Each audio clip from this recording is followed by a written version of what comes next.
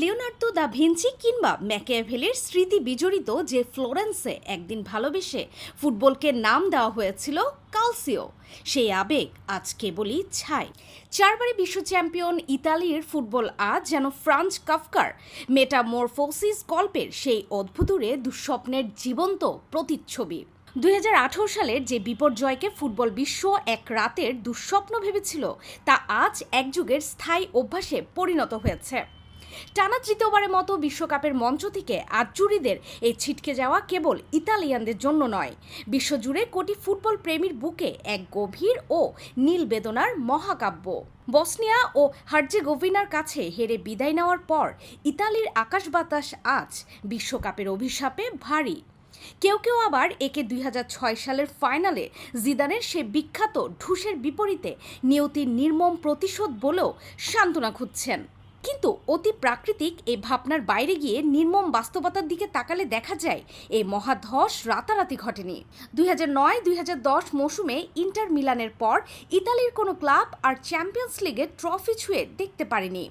এবার তো কেউ কোয়ার্টার ফাইনালে টিকিটও পায়নি।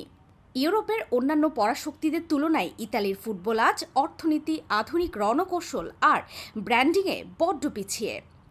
একসময়ের তারকাখচিত যে লিগে বিশ্বসেরারা বোধ হয়ে থাকতেন, সেখানে আজ ক্যারিয়ারের গোধূলি লগ্নে থাকা ফুটবলারদের ওপর ভরসা করতে হচ্ছে।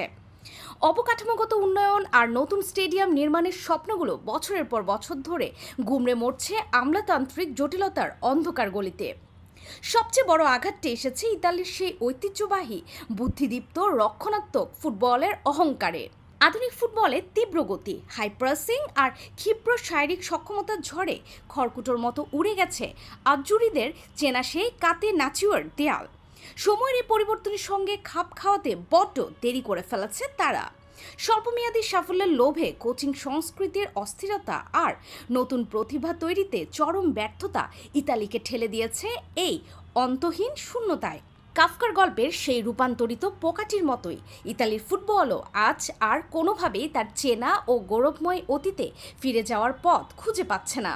বিশ্বকাপের সবুজ ঘাসে আজজুড়েদের এই অনুপস্থিতি ফুটবল ইতিহাসের বুকে এক চিরস্থায়ী হাহাকার হয়েই রবে।